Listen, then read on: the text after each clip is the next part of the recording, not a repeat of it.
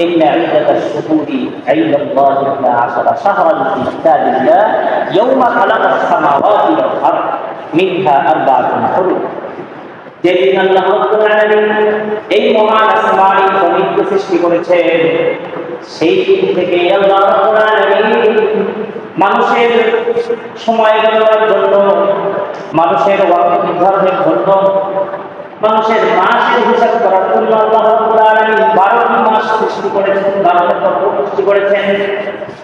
মিনহা আরবাতুন হুরুম, এই 12টি মাসের মধ্যে হতে আল্লাহ রাব্বুল আলামিন 4টি মাসকে বিশেষভাবে সম্মানিত করেছেন।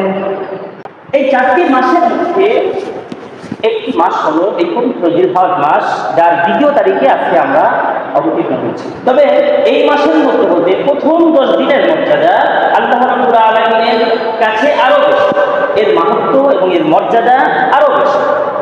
আল্লাহ রাব্বুল আলামিন পবিত্র কোরআনে ইরশাদ করেছেন, ওয়াল ফাজর ওয়া লায়ালিন আশর ওয়াশ শাফঈ ওয়াল বদর, শপথ ফজরের এবং শপথ 10 রাত্রি।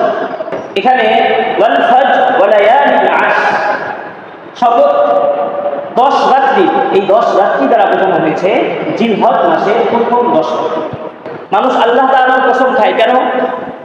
মানব জাতির নিকটে সবচেয়ে মর্যাদা সম্পন্ন, সবচেয়ে মাহাত্ম্য সম্পন্ন ব্যক্তিত্ব এবং সত্তা হলো আল্লাহ রাব্বুল আলামিন, তাই না? এজন্যই মানুষ আল্লাহ রাব্বুল আলামিনের নামে শপথ করে। অনুরূপভাবে অনেক সময় যারা বোঝে না, এরা অনেক সময় বলে মাথার কসম। কেন? বলে তার নিকটে অন্য সকল অঙ্গের তুলনায় মাথার মর্যাদা বেশি। অনেকে বলে মায়ের কসম। কেন? তার নিকটে অন্য সকল ব্যক্তির তুলনায় তার মায়ের মর্যাদা তার নিকটে বেশি। অনেকে বলে আমার সন্তানের কসম। কেন?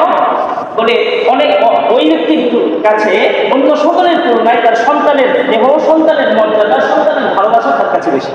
ঠিক আল্লাহ রাব্বুল আলামিনও যখন কোনো বস্তুর কসম খান, যখন কোনো জিনিসের কসম খান, তখন এর দ্বারা আল্লাহ তাআলার নিকটে ওই জিনিসগুলো প্রিয়। এই জন্যই আল্লাহ রাব্বুল আলামিন ওই দিনগুলোর, ওই জিনিসগুলোর কসম খেয়ে থাকেন। যেমন আল্লাহ রাব্বুল আলামিন এখানে ফজর এবং 10 রাত্রির কসম খেয়েছেন, মানে এই জিলহজ মাসের প্রথম 10 দিন যে রয়েছে, প্রথম দশক, এই দশকের কসম আল্লাহ রাব্বুল আলামিন খেয়েছেন। এছাড়াও হাদিস শরীফে এই 10 দিনের ফজিলত সম্পর্কে আরো বলা হয়েছে। ইসলামে রাসূল সাল্লাল্লাহু আলাইহি ওয়াসাল্লাম বলেছেন, আল্লাহ রাব্বুল আলামিনের নিকটে অন্য সকল দিনের তুলনায়, অন্য সকল ইবাদতের তুলনায় এই 10 দিন জিলহজ মাসের প্রথম দশকের ইবাদত আল্লাহ রাব্বুল আলামিনের কাছে সবচেয়ে বেশি প্রিয়। সাহাবায়ে কেরাম জিজ্ঞাসা করলেন, ইয়া রাসূলুল্লাহ, ফাল জিহাদু ফি সাবিলিল্লাহ, ইয়া রাসূলুল্লাহ, এই 10 দিনের ইবাদত যদি বেশি মর্যাদা সম্পন্ন হয়, এই 10 দিনের মর্যাদা যদি বেশি মাহাত্ম্য সম্পন্ন হয়, তাহলে জিহাদ ফি সাবিলিল্লাহর হুকুম আপনার নিকটে কেমন? এই 10 দিনের ইবাদত কি জিহাদ ফি সাবিলিল্লাহর হুকুমের চাইতেও বেশি গুরুত্বপূর্ণ, বেশি মর্যাদা লাগে? আল্লাহর রাস্তায় জিহাদ করা এটা তো অনেক গুরুত্বপূর্ণ ইবাদত। এই ইবাদতের চাইতেও কি এই দিনগুলোতে ইবাদত করা বেশি উত্তম কিনা? আল্লাহর রাসূল বললেন, লাল জিহাদ ফি সাবিলিল্লাহ, জিহাদ ফি সাবিলিল্লাহ, এই জিহাদ ফি সাবিলিল্লাহ কিন্তু এই 10 দিনের ইবাদতের সমতুল্য হতে পারে না।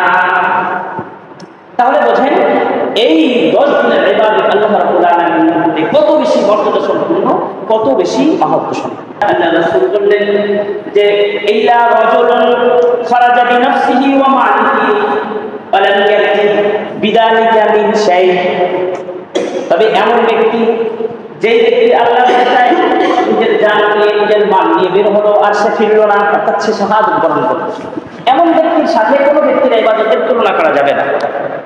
এই জন্য যে ব্যক্তি শাহাদাত বরণ করেছে ওই ব্যক্তি ছাড়া আর যত ব্যক্তি আছে সব ব্যক্তির তুলনায়, সব ব্যক্তির ইবাদতের তুলনায় এই 10 দিনের ইবাদত আল্লাহ রাব্বুল আলামিনের নিকটে বেশি ফজিলতপূর্ণ, বেশি মাহাত্ম্য।